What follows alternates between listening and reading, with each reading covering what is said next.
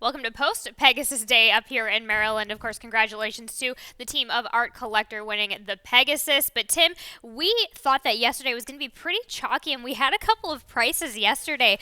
Top Boss in the fourth paying $17.40 for David Mohan, Bryson Butterfly. It's 6 race cats in the Timber for Jeremy Rose and Brittany Russell, a $12.40 winner. And in the seventh race, we had fourth the other Mario Saray runner with Richard Monterey, a $19.60 winner. Yeah, welcome to Today at the Races. Yeah, Cats in the Timber figured a little bit. I like that one. And even Top Boss was in it. The only real surprise to me was fourth for Mario Saray, but still those were other only double-digit winners yesterday. The rest was pretty predictable. Let's see what happens today. Let's take a look at what we've got going on outside. Things look pretty good out there, Tim. It's a bit warmed up. I ran into somebody outside, and they said, hey, you going outside today? I said, no, we won't be outside until late March if we can muster it, but looking pretty good out there, Tim. Not like the old days where Stan Salter and I would stay out there all winter long. No way. Not with me. Stayed there, and we toughed it out, but, I'm not as tough. Everyone's softened up a little bit. Yeah, hey, look, a nice day out there. Overcast, no breeze, but a very, very pleasant day. And we are not going to complain for the last week of January. Of course, absolutely. Great weather that we've got coming for this Sunday racing, starting in race 1, which does kick off the early pick 5. Again, low industry takeout, 50-cent minimum, and that starts in about 56 minutes in this claiming 12-5 for the fillies, 3 years old, going 5.5 on the dirt. And Tim, you and I both land on Jerry Robs need a marker on the outside for Xavier Perez. 2 back, broke the maiden over at Pimlico. Yeah, certainly did. Now getting back to level here. Tried tougher in her last first time off the layoff. That didn't work. Getting the class relief today, second off the break for Jerry. He's very, very tough. He has this filly has that win, and that second closer to this level. Broke her maiden for the maiden 20 and for the 12-5 today. Right move. You also have the number 5 Sisters Duty for Anthony Lucas and Andre Ramgeet coming in from Charlestown. But previous to that, the numbers over there at Gulfstream could keep things a little bit interesting here. Sure. I mean, this is a great move. Maiden special weight winner at Charlestown comes in here for the 12-5. Why not that number 37, which is a great number, but for this group, it works here, and I think she'll be using her speed this afternoon. We're also going to take a look at O'Shaughnessy, who you have underneath. I have in the exacta, back from January 8th, and let's take a look at that rough start 3 times. Look, she's trying to break fast, but when she does, she slips behind, and then she has to catch up, and you see that little hop. It wasn't because she wasn't trying to get on out of there. She was trying to get on out of there, and then you see her, she kind of rushes on up here under Toledo. He's just trying to steer the missile here at this point as she settles down and then she backs up. I can give her that excuse there. There's no doubt about that. But I go back to 2 races back when she first dropped to this 12-5 level. She was a favorite. She got beat 3 lengths while running 4th. If you're a Brittany Russell runner and she drops you to basically the bottom and you're the favorite and you don't win, I certainly have to raise some questions. Excuse in her last, but not her 2 back for sure. Let's go ahead to race number 2 as Tim Talbot goes 7-5-4-3 there at the start of the early pick 5. Race number 2 starts the early pick 4, and as per usual for this weekend, Tim, you've got a pick 4 ticket for us today. $12 ticket. In race 2, I go 1, 2, 3, 4. I think that race can go any way, 4 ways clearly. Race 3. I use the 1 and the 6, performance anxiety, and Somebody Loves Me for Brittany Russell. Race 4. Here comes my single. I love this horse. This horse loves Maryland. He loves Laurel Park. I'm going to single on Wendell Fong. I know it's a kind of a brave single with 3s over deuces, a couple other runners, but this horse likes being here, and 3s over deuces simply hasn't liked to win lately. In race 5, 4, 7, 8, $12 ticket for the early pick 4. Gutsy, likable single there in Tim's pick 4 ticket, and we'll find out how that goes there in race number 4. But let's talk about race number 2 that starts all of this business in this claiming 16, which have never won 3, going the 1-turn mile on the dirt for the 4-year-olds and up. Tim, you and I both have the number 2, and we're going to take a look at On the Engine's last effort out on the 30th of December, going from the 3-ace pole to the wire. Yeah, this was a nice race. Yeah, you see him there. He's the 8, pink colors, kind of checkered checkered sleeves there. Now he's going to get in not a ton of trouble. A little steady, little steady, little steady. He's behind 5 horses there. Has to just sit. Doesn't really steady. Doesn't check up. Just has to sit. Now he gets in between horses, and here he comes. Gets into some clean air, and he runs very, very fast down the lane, especially from here to the wire. Collars these horses and draws off pretty readily. Does on the engine in this race on December 30th. Now this was his first race back. Off a little bit of a layoff. This will be second. Oh, no, it wasn't. I'm thinking of Damon's other horse. Right. That was a really, really good race. It was a good number. He has other good races on his form. He has to go the one-turn mile today. Didn't run poorly. The one-turn mile, the race before, he's had a work since for a red-hot barn. Damon Delavigo's horses will win 2 in a row about 28% of the time. You also have the number 3 underneath Ghostlighter for Billy Campbell. Get Horacio Caramanos this time, but I liked what I saw when Horacio Caramanos was on this horse going back to the 9th of July. Well, this one is cutting in half. This one's cutting in half, and the last few races at the $32,000 level were good, solid efforts. There was nothing wrong with those races, and he ran good, solid figures. Last time he ran at this level, the $16,000 level, he was a winner. He ran a lifetime best day race that day. That was on October 8th. He gets the class relief this afternoon. He's 2-1 on the line, and it's going to be very tough. Tim Tulloch, 2-3-4-1 at the start of the early pick 4 that he's got going on. So be sure to go to laurelpark.com if you need to take a look at his ticket again. Race number 3 is a maiden claiming 12-5, going 7 furlongs on the dirt for the 4 and 5-year-old fillies. That also starts the Rainbow Pick 6, and I am fairly conservative on this ticket here today because I'm just going to cut right to the chase all the way in race number 7. Tim, I think you might feel a bit differently, but I'm a bit stumped on race number 7, so I go ahead. It's a 6-horse field. I click the all button on there because a couple of these could get pretty chalky, as you know. In race number 4, where you put your single, I go double on that. I just, in case 3 Over Deuces decides to go ahead and win today, I do include him there, but I do like Wendell Fogg really, really nicely in this race coming back here to Maryland and a place he likes. But let's go talk about the race at hand that starts this $28.80 ticket, this maiden claiming 12-5, as I said. You and I both land on the number 6, Somebody Loves Me by Brittany Russell and Javian Toledo. A little bit of a runaway last time out in that field, but valid effort.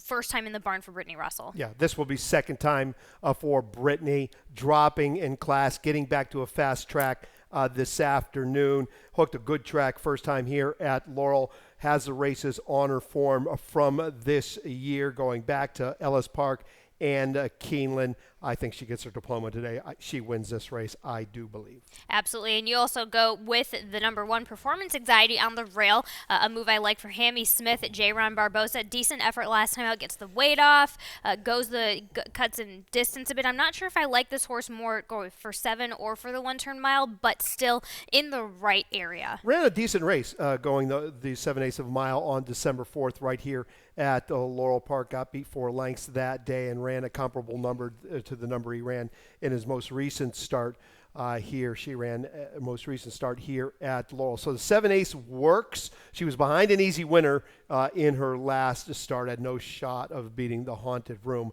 but she should be okay here today. How about Tipsy Tourist, who has been surprising me in the past 2 races, but 3 races at least, for Net Umix and Rosario Montanez. Yeah, I mean, her last 2 races have been very, very good. They've gone 5.5 and 6 furlongs. Last time she ran 7/8 of a mile. She just really couldn't come with that same kind of punch that she comes with going 5.5 furlongs. So hopefully today she can come with a little bit more finish.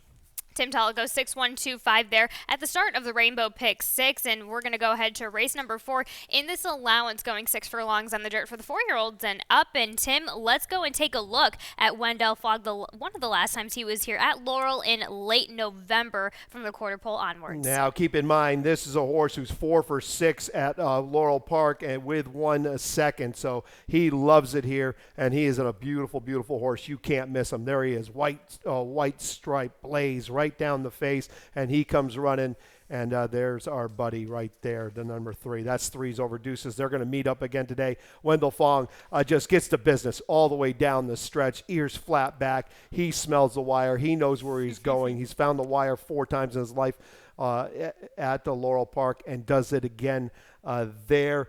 He returns here off a race where he ran quite well up there at Parks in a stake. He only got beat 3 lengths while running third over a sloppy racetrack. Now, he does like a sloppy racetrack. He likes a racetrack with moisture, but he's almost as good on a fast main track. In fact, he might be even a little bit, just almost as good on a fast main track. Had a sharp work, 3/8 of a mile, 36 and change up there at Belmont Park since for Tally Lynch. So yeah, we'll see how we go. Enjoying being back at the barn of Tally Lynch. I like what I'm seeing ever since she got him back here. Other than the light to the fuse at Pimlico, but those things kind of happen. But horse is back at Laurel. We all know he loves being back at Laurel. Let's talk about Threes Over Deuces, who we also saw in that video. Just we've already discussed him a little bit, Tim, but just look, constantly doing this. Yeah, I mean, it's hard to take anything away from a horse who's earned Right. $650,000, despite having not won a race in all of 2022 and only just run once this year. He always shows up. He runs good figures. He likes to run second. He's run second 19 times from 52 starts with his 7 wins. I want him to get it done. I want him to get off the schneid, but boy, it's been a while since he's won. Always shows up. Clearly, you kind of have to use him. But I singled here because maybe from my heart, maybe not so much from my head, but I do like Wendell Fong. Absolutely. But we both include Karen's Notion for Nancy Heil, Carol Cedeno. We're both kind of had heartstrings with this guy as well. Yeah, look, this one's right back in along with Savoy. They're both coming out of the fire plug. Factor it in, who's very, very good right now. He didn't run a bad race. He only got beat 4 lengths to factor it in. Yodel Ahu. Yes, that's the one. He didn't run that bad. He should be able to get a piece of this and possibly maybe more. I mean, he beat Threes Over Deuces. He beat going to the lead 3 starts ago. So it just depends on what kind of trip he's going to get. There should be enough speed here that he can lay off and lay pretty close and come with some bit of a finish. But that wasn't a bad race in the fire plug at all. Absolutely. Tim Tulloch, you go 3, 4, 5, 6 with your single. Wendell Fogg here back in Maryland, specifically at Laurel Park for that allowance. And we will be right back to talk about the second half of Sunday's card. Introducing the first racing tool from Pegasus to Preakness. Iconic venues. Life is good about Red Ortiz Jr. They ran him off their feet in the Pegasus. World-class racing. Millions at stake. Rob Bauer win the Preakness. New champions will be crowned. Only at first.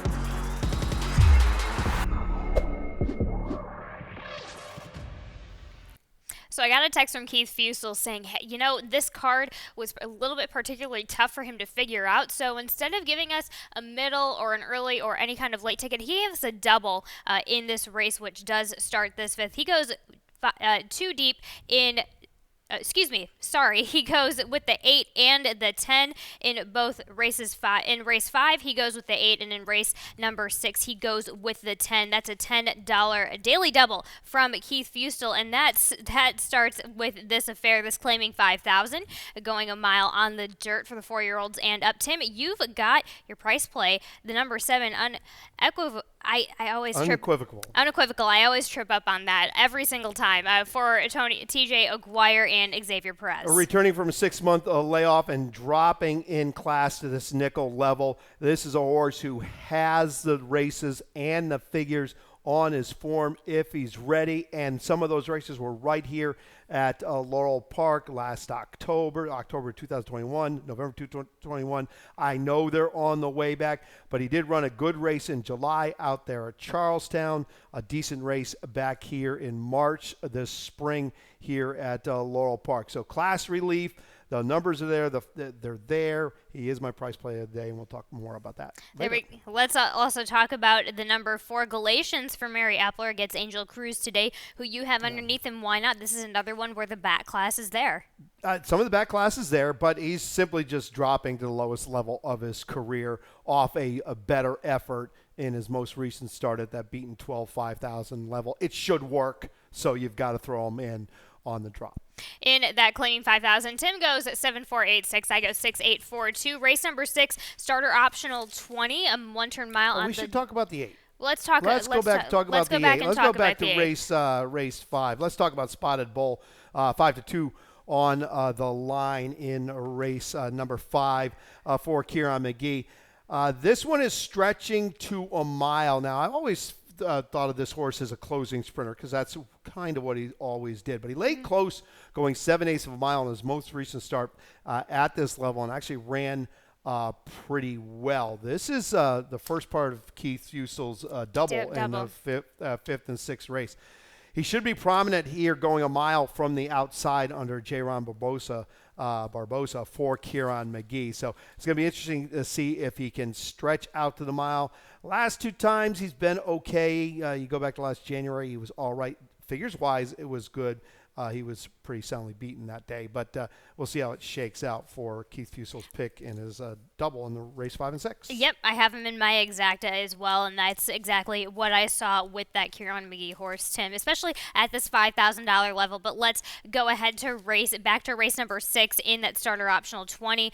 We've got a scratch in the 1 Brilliant Chase, a scratch at 2 in the Frosted Indian, 5 Striking Oppose, and the number 8 Blame It on the Fun. So, Tim, that leaves you with the 2X. I also have this one in my exacta. Thorny Tail for Jamie Ness, Jamie Rodriguez. This is you can't argue against a consistent Jamie Ness runner who's placed in the right spots. Yeah, and 2 of those scratches were parts of entries. So, yes. Look, I had the 2X on top or right from the get-go.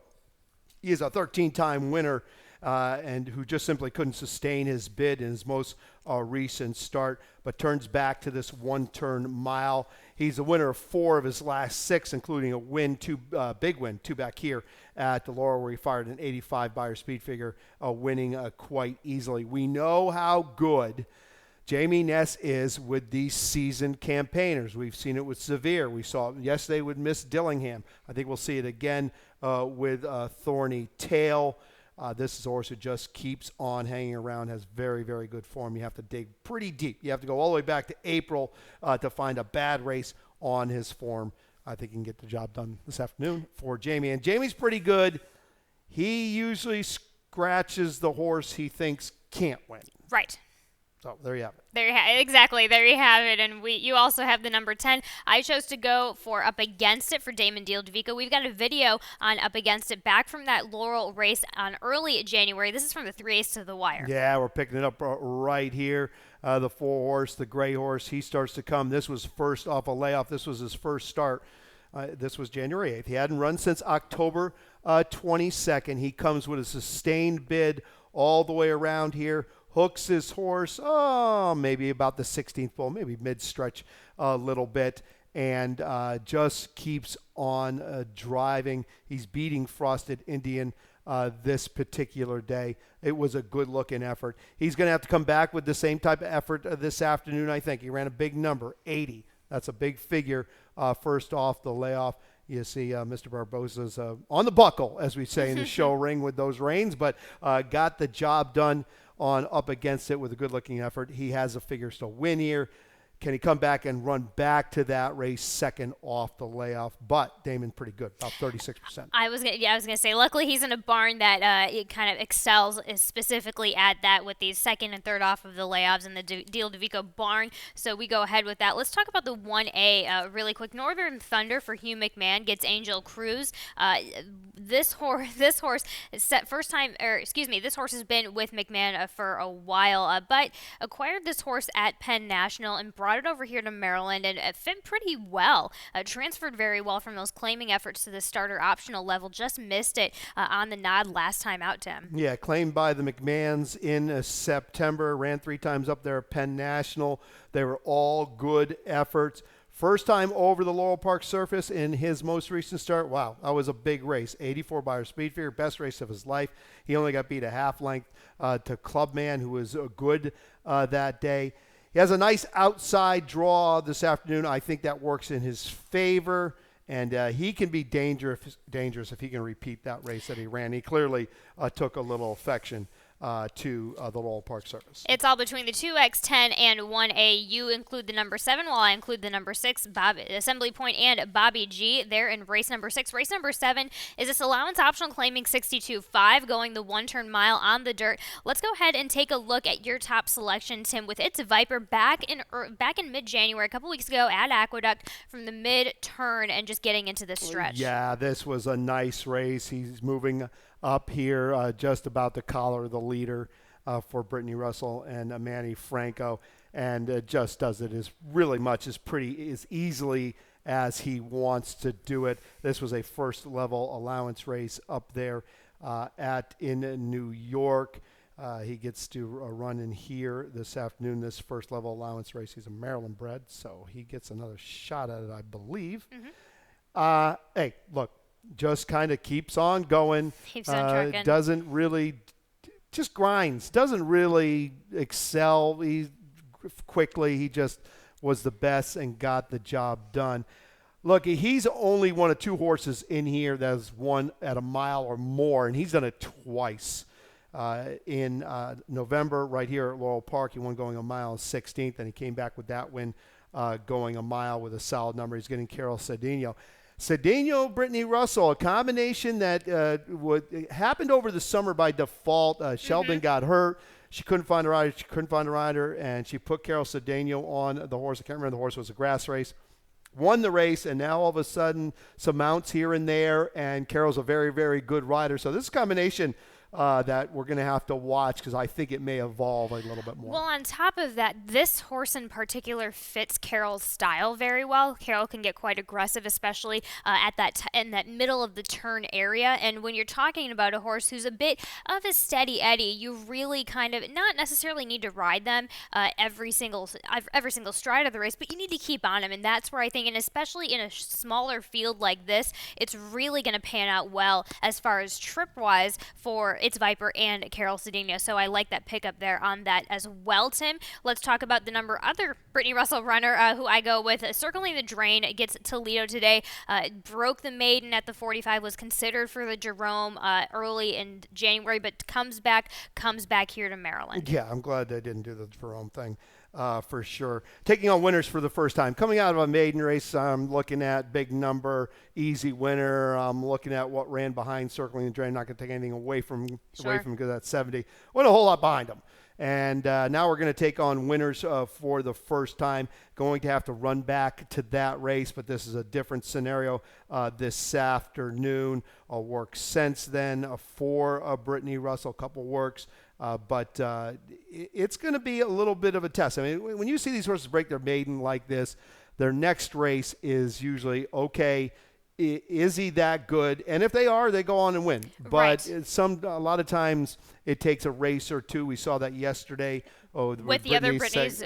Second time started, ran well, ran third, and I think she's going to be a nice filly in the end. Cover the spread. But it's a different game. You're taking that step up to this open company. The one Coronova, very, very interesting horse to me here this afternoon. You've got it You took the words right out of my mouth, Tim. Wild card horse here today. Ran very, very credible in his most recent race behind B West. Now, B West would run third in the spectacular bid as the third choice. It was an 8-horse field, so he got a little respect. Couldn't beat Prince of Jericho or Coffee with Chris, but still ran okay. This horse could make some more improvement again today with 2 works since then. You're sold. I've got some buyer's remorse on the number 4. I should have had number 4 switched around. Definitely when you bring that up. But let's go. Let's see. You didn't go with Feelin' Woozy. You go with Bo's Bourbon for Kieran McGee coming over from Charlestown. Yeah, I think Feelin' Woozy's been feeling a little woozy lately. Look, 5-1. Blinkers do go on. Today we're stretching out to the mile for the first time. Has a decent race going 7/8 of a mile while breaking her maiden and a big number. So his maiden. So things have to turn around for him. Recent races have not been good since breaking that maiden. The outside horse, the 6 Bo's Bourbon, coming out of a first level allowance win out there at Charlestown, stretching out. But keep in mind, Charlestown 6.5 is a 2-turn race. It's still 6.5, but it runs like a little bit like a route race. So he draws outside.